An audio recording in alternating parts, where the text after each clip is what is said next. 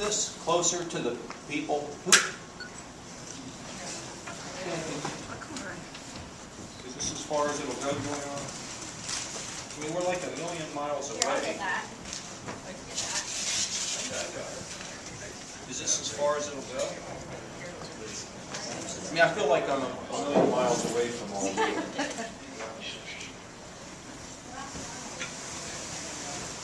Okay, that's so much better. Infinitely. We can even go a little farther. Okay, so I am really, really excited about this budget proposal because the way to think about it is it's a 360 proposition. What I mean by that is there's opportunity, we believe, for all and responsibility for all.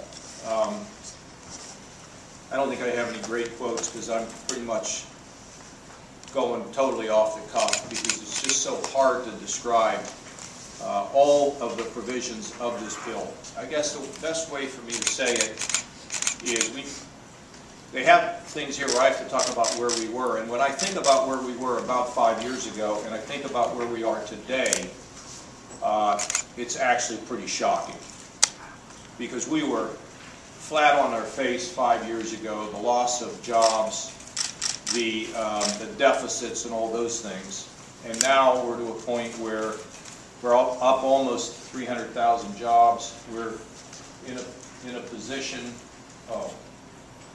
our taxes are lower by $3 billion, not counting the $500 million net tax cut in this proposal. Our wages are up, but we still have big challenges in our state.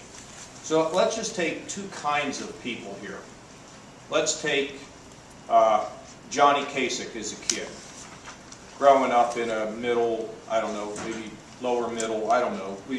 My dad, as you know, was a mailman, and Mom was working whenever she could. But we were good. We were strong. And for me, in this budget, there's a couple things.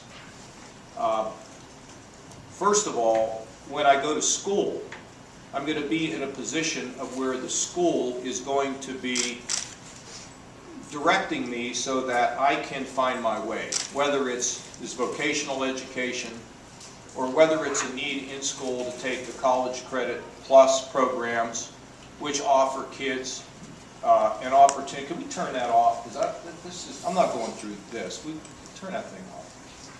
Where we're giving kids an opportunity to take college courses early so they can get ready for college, be more inclined to go to college, and also save money, which also has the prospects of really bringing significant transformative change to our universities because they begin to realize that more and more kids are taking these introductory courses in college.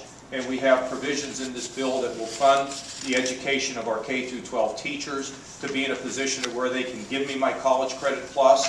We actually want guidance counselors not to be, working in the gym or monitoring the lunchroom. We actually want them to be guidance counselors trying to tell me what they think my skills are and working with me to determine those skills to get me in a position of where I can pursue something that fits my God-given abilities and passions, which we think is absolutely critical.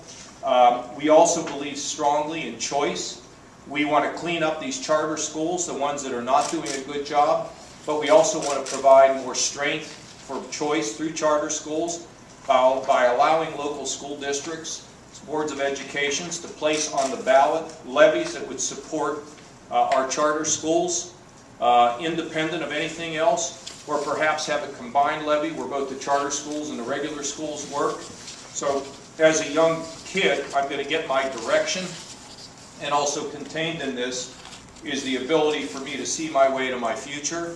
And when I go to enter college or the community college system, I'm going to be in a position now where I'm going to have somebody over time guide me to get me towards my career, help me to graduate, make sure I know what the in-demand jobs are, and if at the end I have very significant student loans, I will now be in a position perhaps to qualify for some of the help based on $125 million we're setting aside for retire student loan debt for those students that want to stay in Ohio for 5 years, those students who have need-based education, and those students who will take in-demand jobs.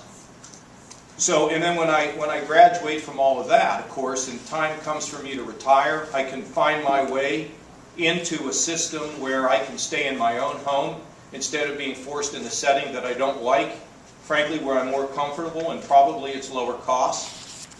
But let's take the other side of the ledger. Let's take those people who struggle.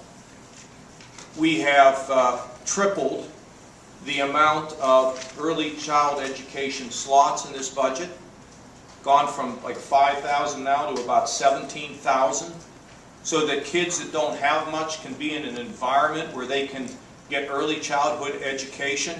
We've raised the standards for early childhood education so they are consistent with the Department of Education and Jobs and Family Services, and that it will be quality slots that will make sure that kids can get somewhere. If I'm a 3 or a 4-year-old and I'm having behavioral problems that are significant, there is money in this that will allow me to get me as a young kid treated so I can, get on my way to having success at an early age. And then, there will be more choice opportunities for me as I enter school, and all those things that are out there that help us to determine our way will be there. Now, at the same time as I get older and I graduate, if I find myself or not even graduate with a mental health problem, there are significant resources in this budget to deal with mental health problems and to coordinate and integrate both physical and mental health, which is a critical step that you need to achieve to have a holistic solution to your problems. If I have a drug addiction or some sort of an addiction, there is now, of course, money in this to help me to overcome that addiction. And at the same time, if I did something really stupid and found myself being contained in a prison, they're going to have a program, an aggressive program, first of all, to help me deal with my addiction so that when I come out, I won't re-enter. And our recidivism rate in Ohio, with a national average of 49%, in Ohio it's 27%. So if I have a drug addiction, if I have a mental illness, there's help for me. If I'm an adult who graduated but never got a diploma, there's now money in this for adult education. And then all of this, if I find myself in a state of dependency, what we're doing now is we're saying we're going to end the silo-based treatment system we have for those who are hurting, who are dependent. In other words, no more going to the welfare office to get my food stamps with one group, my mental health treatment with another group, my job training with another group. Everything is siloed in this state. And we're going to change that and break that down so that when I enter an office, because I need help, as Cynthia says, we are going to initially deal with that emergency, but at the same time we're going to work with you to help you to get on your feet so that you can become independent. All the efforts are for training you, for helping you, and at the same time, if you have an underpaying job, we're going to put you in a situation where you're not going to lose your child care if you earn a little bit more. We're going to take the child care opportunity up to 300% of poverty so we can avoid the cliff that exists for people who would like to get ahead but can't because they lose more by gaining unemployment than they gain by gaining unemployment. All these things are going to be together.